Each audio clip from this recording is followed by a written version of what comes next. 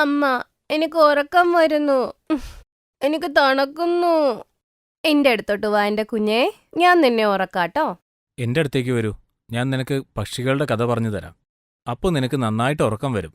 ഓ, നിങ്ങൾ വെറുതെ വിട്. കുഞ്ഞിന് തണുക്കുന്നുണ്ട്. ഒരു വലിയ പുതപ്പോ കമ്പിളിയോ എന്തെങ്കിലും മേടിച്ചൂടെ? 2 വാങ്ങണ്ട, 1 വാങ്ങിച്ചാ പോരെ. എന്നാലല്ലേ മോണിക്കയും സോണിക്കയ്ക്കും ഉറങ്ങാൻ പറ്റുള്ളൂ. എപ്പോഴും ഇങ്ങനെ പൈസ ഇല്ല പൈസ ഇല്ല എന്ന് പറഞ്ഞോണ്ടിരിക്കും. എന്റെ ദൈവമേ, ഏത് കഷ്ടകാല സമയത്താ എന്റെ അച്ഛൻ ഇങ്ങനെ കെട്ടിപ്പിച്ചത്. സമാധാനപ്പെടും നിർമ്മല.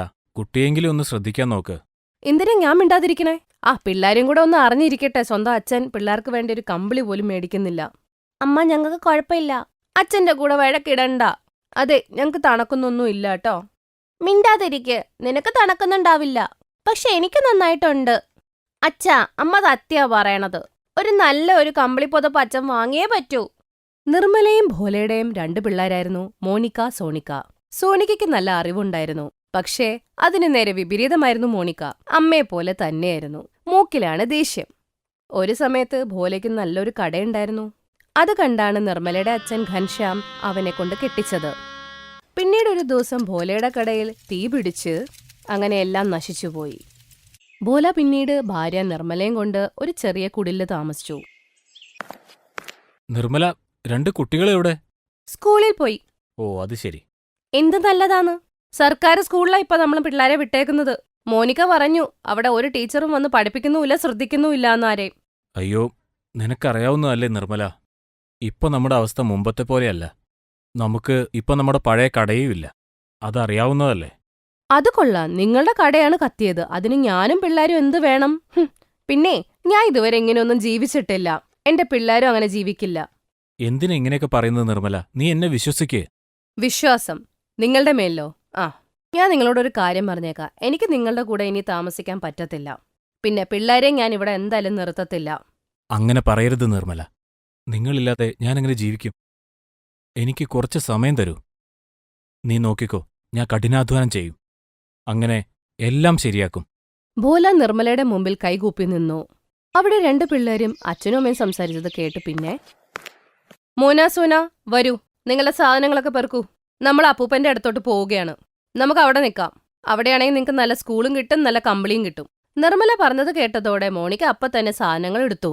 സോനിക്ക അമ്മയുടെ അടുത്ത് ചെന്ന് പറഞ്ഞു, അമ്മ, ഇത് ചെയ്യുന്നത് ശരിയല്ല. നമ്മൾ അച്ഛനെ വിട്ടിട്ട് ഒരിക്കലും പോവരുത്.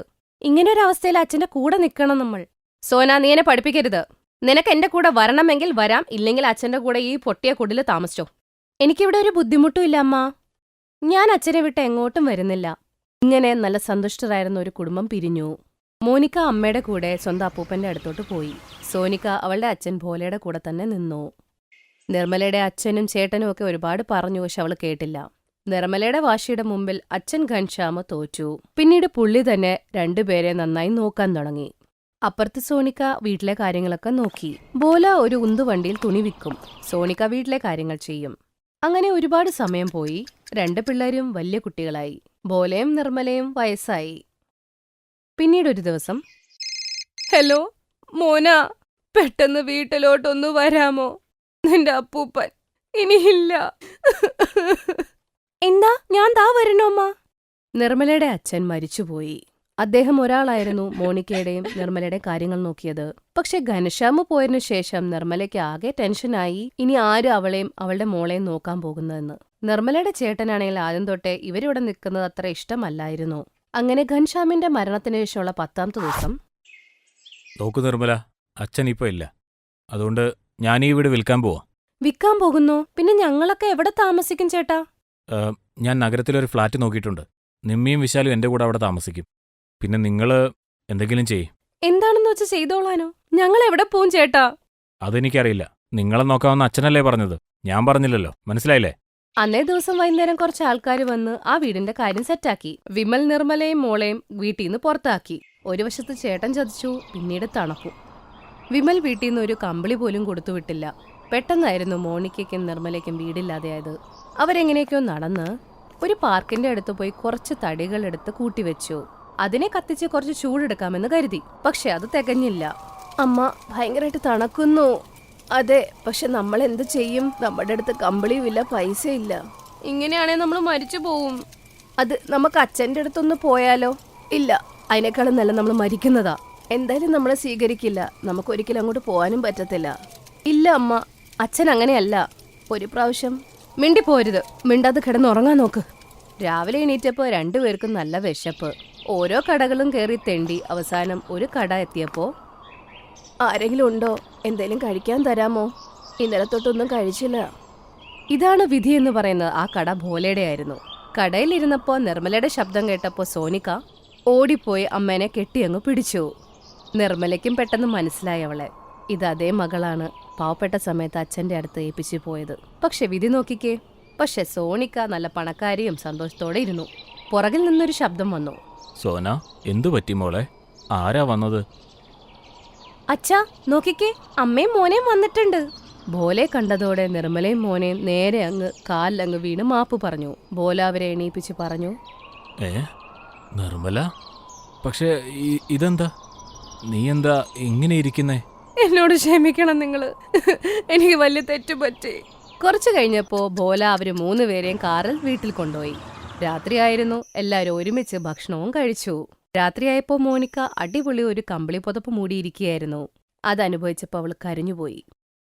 വിഷമിക്കാതിരി, എല്ലാം ശരിയാവുന്നേ. ഒരു കാര്യം ചോദിക്കട്ടെ, അന്നേ ദിവസം എന്താ ഞങ്ങളുടെ കൂടെ വരാഞ്ഞേ? അതേ, ഞാൻ എന്റെ അച്ഛന്റെ കൂടെയാണ് നിന്നത്. നീ ആർത്തിയുടെ കൂടെയായിരുന്നു. ഇനി കുഴപ്പമൊന്നുമില്ല, എല്ലാം ശരിയാകും. ആരും പണക്കാരും അല്ല, പാവപ്പെട്ടവരും അല്ല. നമ്മൾ സന്തുഷ്ടരാണ്. അതാണ് ഏറ്റവും വലിയ കാര്യം. നിധിയും സുനിധിയും രണ്ടുപേരും ഇരട്ട സഹോദരികളായിരുന്നു. ചെറുപ്പം തൊട്ടേ അവർ ഭയങ്കര സ്നേഹത്തിലായിരുന്നു.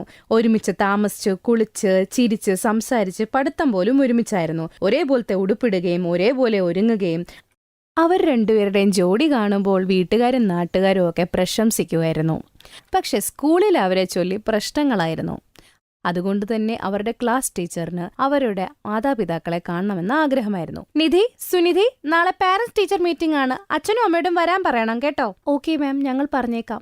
നിധിയും സുനിധിയും സ്കൂളിന്റെ ഗേറ്റിൽ നിന്നും പുറത്തു വരുന്നു. സുനിധി പക്ഷേ നിധിയോട് പറയുകയാണ്, നിധി, നീ അച്ഛനും അമ്മയോടും പറയരുത്, നാളെ നമുക്ക് പാരന്റ്സ് ടീച്ചർ മീറ്റിംഗ് ഉണ്ടെന്ന്.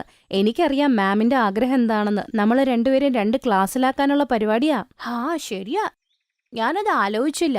നമ്മൾ രണ്ടുപേരും 2 ക്ലാസ്സിലായി പോയിക്കഴിഞ്ഞാൽ പിന്നെ നമ്മൾ എങ്ങനെ ഒരുമിച്ചിരിക്കുക? നമ്മൾ വേറെ ക്ലാസ്സിലായി പോവില്ലേ? ശരിയാ, ഞാൻ അച്ഛനും അമ്മയോടും പറയില്ല കേട്ടോ. നീയും പറയാതിരിക്കണം. നിധിയും സുനിധിയും അച്ഛനും അമ്മയോടും പാരന്റ്സ് ടീച്ചർ മീറ്റിംഗിന്റെ കാര്യം പറയത്തില്ല.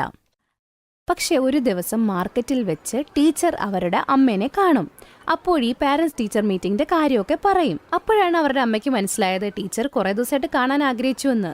നിങ്ങൾക്കറിയാമോ, ഞാൻ ഇന്ന് ഇവരുടെ ടീച്ചറിനെ കണ്ടുമുട്ടി. പക്ഷെ ഇവരെന്തുകൊണ്ടാ പറയാതിരുന്നെന്നറിയോ? ഇവർ രണ്ടുപേരെ ക്ലാസ് മാറിപ്പോകുന്ന ആലോചിച്ചിട്ട്. ഇപ്പൊ ഇവർ രണ്ടുപേരും ചെറുതാണ്, പക്ഷെ വലുതാവുമ്പോഴും ഇതുപോലെ വാശി പിടിക്കുവോ ഒരുമിച്ചിരിക്കാൻ? അമ്മ, ഞങ്ങൾ രണ്ടുപേരും ഒരുമിച്ച് തന്നെയായിരിക്കും.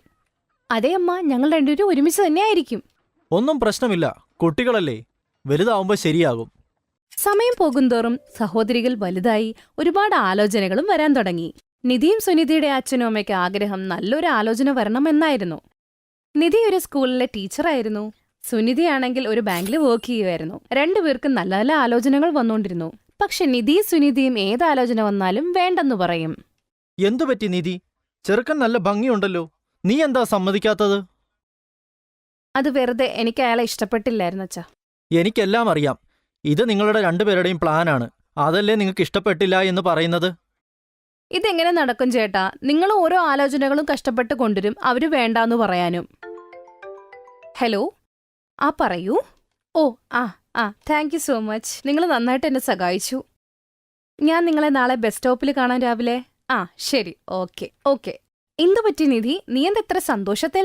ആരുടെ ഫോണായിരുന്നു? അതെ, ഇന്ന് രാവിലെ ബസ് സ്റ്റോപ്പിൽ വെച്ച് എന്റെ പേഴ്സ് താഴെ വീണുപോയി. ഞാനാണെ ധൃതിയിലായിരുന്നു, ശ്രദ്ധിച്ചതുമില്ല. വീട്ടിൽ വന്നപ്പോഴത്തേക്കും വേറെ കുറെ കാര്യങ്ങൾ പറയാൻ ഞാൻ വിട്ടുപോയി. ബസ് സ്റ്റോപ്പിൽ വെച്ച് എന്റെ പേഴ്സ് കളഞ്ഞുപോയി. അതേതോ സൗരഭ് എന്ന് പറഞ്ഞൊരാൾക്കാ കിട്ടിയിരിക്കുന്നേ. പുള്ളി എന്റെ കാർഡിലെ പേരും നമ്പറും ഒക്കെ വെച്ച് വിളിച്ചതാ. നാളെ ബസ് സ്റ്റോപ്പിൽ വെച്ച് കാണാന്ന് വന്നിട്ടുണ്ട്. അത് പുള്ളിയുടെ നിന്നങ്ങ് വാങ്ങും. അതെന്തായാലും നന്നായി. ഇതുപോലത്തെ നല്ല മനസ്സുള്ള ആൾക്കാരിപ്പോ ഉണ്ടല്ലോ. അല്ലെങ്കിൽ ആരെങ്കിലും തിരിച്ചു തരുമോ പേഴ്സൊക്കെ കിട്ടിയാൽ? അടുത്ത ദിവസം നിധി സൗരഭിനെ കാണുകയാണ്. സൗരഭ് പേഴ്സ് അവർക്ക് കൊടുത്തു. പതുക്കെ അവര് തമ്മിലുള്ള ഫ്രണ്ട്ഷിപ്പ് കൂടി. നിധിക്കാണെങ്കിൽ സൗരഭിന്റെ ആ സ്വഭാവം ഭയങ്കര ഇഷ്ടമായിരുന്നു. അങ്ങനെ ഇരിക്കവേ സൗരഭ് അവളോട് പറഞ്ഞു, നിധി, നിന്നെ ഞാൻ കല്യാണം കഴിച്ചാലോ എന്ന് ആലോചിക്കുന്നു. എനിക്ക് നിന്നെ ഒത്തിരി ഇഷ്ടമാണ്. സൗരഭ് എന്നോട് ക്ഷമിക്കണം. എനിക്ക് നിന്നെ കല്യാണം കഴിക്കാൻ പറ്റില്ല. നമുക്ക് തമ്മിൽ നല്ല സുഹൃത്തുക്കളായിട്ട് ജീവിക്കാലോ. അല്ലാതെ കല്യാണമൊന്നും പറ്റില്ല. എന്നാൽ നിധി ഒരു കാര്യം പറയൂ, എന്നെ വേണ്ടെന്ന് പറയുന്നത് എന്തുകൊണ്ടാണ്? സൗരഭ്, എനിക്ക് കാരണങ്ങളൊന്നും പറയാൻ പറ്റത്തില്ല. തിരക്കുണ്ട്, ഞാൻ പോട്ടെ. നിധിക്ക് സൗരഭിനോട് ഇഷ്ടമൊക്കെ ഉണ്ടായിരുന്നു. പക്ഷെ അതിനേക്കാൾ അവൾക്ക് ഇഷ്ടം അവളുടെ സുനിധിയോടായിരുന്നു. നിധി സൗരഭിന്റെ അടുത്ത് കല്യാണം നടക്കില്ല എന്ന് തന്നെ പറഞ്ഞിട്ട് തിരിച്ചു വീട്ടിലോട്ട് വന്നു. കുറച്ചു ദിവസങ്ങൾ നിധി ഭയങ്കര വിഷമത്തിലായിരുന്നു. സുനിധി എല്ലാം ശ്രദ്ധിക്കുന്നുണ്ടായിരുന്നു. നിധി, നീ എന്തിനാണ് എനിക്ക് വേണ്ടി നിന്റെ സ്നേഹത്തിനെ വിടുന്നത്? നീ സൗരഭിനോട് കല്യാണത്തിന് സമ്മതമാണെന്ന് പറയാന്നേ. ഇല്ല, അത് ശരിയാവില്ല സുനിധി. നമ്മൾ ജീവിക്കുവാണെ ഒരുമിച്ച് ജീവിച്ചാൽ മതി. നമ്മൾ ഇരട്ട സഹോദരികളല്ലേ. ഇതുപോലെ ഇരട്ട സഹോദരങ്ങളുള്ള കല്യാണം കഴിഞ്ഞു പോയാൽ മതി. അല്ലാണ്ട് ഞാനില്ല. സ്വന്തം പിള്ളേര് സംസാരിക്കുന്നത് അച്ഛനും അമ്മയും കേട്ടോണ്ടിരുന്നു. അവർ ഈ കാര്യത്തിനെക്കുറിച്ച് ചിന്തിച്ചുകൊണ്ടേയിരുന്നു. നിധിയും സൗരവും കണ്ടിട്ട് കുറച്ച് ദിവസങ്ങളായിരുന്നു. നിധി ഇങ്ങനെ വിഷമിച്ച് റൂമിൽ ഇരിക്കുന്ന സമയത്താണ് അവളുടെ ഫോണിലേക്ക് സൗരഭ് വിളിക്കുന്നത്. സൗരഭ്, ഞാൻ നിന്നോട് പറഞ്ഞതല്ലേ എനിക്ക് നിന്നെ കല്യാണം കഴിക്കാൻ പറ്റില്ല എന്ന്. എനിക്ക് കുറച്ച് പേഴ്സണൽ ഇഷ്യൂസ് ഉണ്ട്. നിധി, ഞാൻ നിന്നെ വിളിച്ചതിന് കാരണം നിന്നോടൊരു കാര്യം പറയണം. ഞാൻ ഇന്ന് കുടുംബത്തോട് ചേർന്ന് പെണ്ണ് കാണാൻ പോയിരുന്നു. പെണ്ണിനെ എനിക്കിഷ്ടമായി. എന്റെ വീട്ടുകാർക്കും ഇഷ്ടമായി. ഓ, അങ്ങനെയാണോ? നിനക്ക് ആ പെണ്ണിനെ ഇഷ്ടമായോ? ഓ, നല്ല കാര്യമാണ് കേട്ടോ. കൺഗ്രാറ്റുലേഷൻസ്. ആ, ഓക്കെ, ബൈ, വെക്കുന്നു. നിധിയുടെ കണ്ണിൽ കണ്ണുനീര് നിറഞ്ഞു. അപ്പോഴാണ് അവളുടെ അമ്മ വിളിക്കുന്നത്. നിധി മോളെ, സുനിധി എപ്പോഴേ തയ്യാറായി കഴിഞ്ഞു. കുഞ്ഞമ്മയുടെ വീട്ടിൽ ഫംഗ്ഷൻ ഉള്ളതല്ലേ. വൈകി ചെന്ന് അവർക്ക് ഇഷ്ടപ്പെടില്ല. നിനക്കറിയാവുന്നതല്ലേ അവരുടെ സ്വഭാവം. അമ്മ, ഞാൻ വരേണ്ടത് നിർബന്ധമാണോ? എനിക്ക് ഒട്ടും വയ്യ, തലവേദന എടുക്കുന്നുണ്ട്. അതെ, ഞാൻ ഒരു കാര്യം പറയാം. ഞാൻ ഓൾറെഡി സാരി എടുത്ത് പ്രാന്തായിട്ടിരിക്കുക. ഇനി നീയും കൂടെ ഡ്രാമ അടിക്കല്ലേ ഇവിടെ കിടന്ന്. മര്യാദയ്ക്ക് പോയി സാരി എടുത്തോണ്ട് വന്നേ. നിധിയും സുനിധിയും ഫംഗ്ഷന് പോകാൻ വേണ്ടി സാരിയൊക്കെ എടുത്ത് റെഡി ആയി കഴിഞ്ഞു. അപ്പോഴാണ് അവരുടെ അച്ഛൻ ഏതോ ഒരാളെ കൊണ്ട് എൻട്രി ആവുന്നത്. ആ, വരൂ വരൂ അണ്ണാ, വാ അമ്മ. ഈ വീട് തേടി കണ്ടുപിടിക്കുന്നതിന് നിങ്ങൾക്ക് ഒരു കഷ്ടപ്പാടുമുണ്ടായില്ലല്ലോ. നിധി നോക്കുമ്പോഴത്തേക്കും സൗരഭിന്റെ അച്ഛനും അമ്മയൊക്കെ അവിടെ നിൽക്കുന്നു. സൗരഭിന്റെ അടുത്ത് തന്നെ അവനെ പോലെ തന്നെ കാണാനുള്ള വേറൊരാളും കൂടെ നിൽക്കുന്നു. കണ്ടു കഴിഞ്ഞാൽ സൗരഭിന്റെ ഇരട്ടയാന്നേ പറയുള്ളൂ. അങ്കിൾ, ഇതെന്റെ സഹോദരൻ ഗൗരവ്. ഇന്നലെയാണ് ലണ്ടനിൽ നിന്ന് വന്നത്. ഓ, അങ്ങനെയാണോ? നിന്റെ അച്ഛൻ നിന്നെക്കുറിച്ച് എന്നോട് ഒരുപാട് പറഞ്ഞിട്ടുണ്ട്. ആ, നമസ്കാരം അങ്കിൾ. ആ, അണ്ണയാ, അത് എന്റെ 2 ഇരട്ടക്കുട്ടികൾക്ക് പറ്റിയ പെണ്ണിനെ കിട്ടിയിട്ടുണ്ട്. നമ്മളിത് നടക്കുമെന്ന് വിചാരിച്ചു പോലുമില്ലായിരുന്നു. അത് ശരിയാട്ടോ. 2 പിള്ളേരെയും കാണാൻ എന്തു ഭംഗിയാണ്. എന്റെ മോനെ, ഇതിനകത്തുനിന്ന് നിധി ആരാണെന്ന് കാണിച്ചു താന്നേ. നിധിയും സുനിധിക്ക് ഒന്നും മനസ്സിലാവുന്നില്ലായിരുന്നു ശരിക്കും പറഞ്ഞ. അല്ല, കുഞ്ഞമ്മയുടെ വീട്ടിൽ ഫംഗ്ഷൻ ഉണ്ടെന്നും പറഞ്ഞു. സൗരഭ് ഫോൺ വിളിച്ച് ഏതോ പെണ്ണിനെ കാണാൻ പോണെന്നും പറഞ്ഞു. സത്യം പറഞ്ഞ ആ പെണ്ണ് നിധി തന്നെയായിരുന്നു. നിധിയും സുനിധിയുടെ അച്ഛൻ എല്ലാ കാര്യങ്ങളും പറയുന്നു. ഒരു ദിവസം നിധിയുടെ ഫോണിൽ സൗരഭിന്റെ കോള് വന്നിരുന്നു. ആ സമയത്ത് നിധി അവിടെ ഉണ്ടായിരുന്നില്ല. നിധിയുടെ അച്ഛൻ ആ സമയത്ത് ആ കോൾ അങ്ങ് എടുത്തു. എന്നിട്ട് അച്ഛൻ പറഞ്ഞു, നിധിയും സുനിധിയും ഇരട്ടകളാണ്. അവർക്ക് 2 പേർക്കും ഇരട്ടകളെ തന്നെ കല്യാണം കഴിക്കണമെന്നും. സൗരഭ് എപ്പോഴാണ് ഈ കാര്യങ്ങളൊക്കെ അറിഞ്ഞതും. സൗരഭിന്റെ ഭാഗ്യവശാൽ അവനും ഉണ്ടായിരുന്ന ഒരു ഇരട്ട ചേട്ടൻ ഗൗരവ്. പക്ഷെ സൗരഭും ഗൗരവും ഒരിക്കലും വിചാരിച്ചിരുന്നില്ല ഇരട്ടകളെ തന്നെ അവർക്ക് കല്യാണം കഴിക്കാൻ പറ്റുമെന്ന്. ചിലപ്പോ ദൈവത്തിന്റെ വിധി ഇത് തന്നെയായിരിക്കും. എല്ലാവർക്കും ഈ ബന്ധത്തിൽ ഭയങ്കര സന്തോഷമാണ് തോന്നിയത്. നിധിയും സുനിധിയും 2 സഹോദരികളും കെട്ടിപ്പിടിച്ചങ്ങ് നിൽക്കും. അവർ 2 സന്തോഷത്തിന് അതിരുകളില്ല. അങ്ങനെ കല്യാണ മണ്ഡപത്തിൽ നിധിയും സുനിധിയും ഇരട്ട സഹോദരങ്ങളെ തന്നെ കല്യാണം കഴിച്ച് സന്തോഷത്തോടെ ജീവിക്കാൻ തുടങ്ങും. Thanks for watching.